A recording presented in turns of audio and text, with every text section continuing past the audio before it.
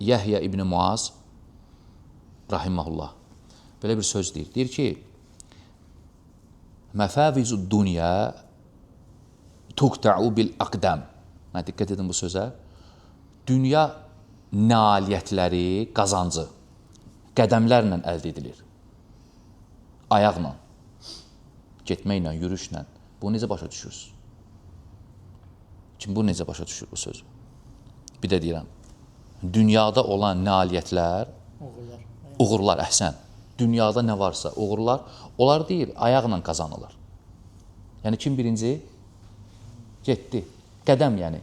Məsələn, biri sənə deyir ki, falan yerə sabah 8-də şirkətdir. Məsələn, müdür deyir ki, kim birinci gəldisə, o qazanacaq. O daxil olacaq. Sən nə edirsən? Hamıdan tez gedirsən. Ayaq bu qəsd edilir. Doğrudan da bütün bu dünyada nə varsa qazanılan şeylər hamısını birinci ayaqla əldə edilir. Kim tez getdi, surətli getdi, ayaqla yeyib çatırsan. Və məfəvizul əxirə, axirət uğurları isə, axirət uğurları nə deməkdir? Allahın yanında olanlar. Nə saxlayıb Allah yanında möminlər üçün? Cənnət, mükafatlar, savab. Ümumiyyətlə, axirət deyir, tuqta'u bil qulub. Qəlb əməlləri ilə çatırsan, deyir ora.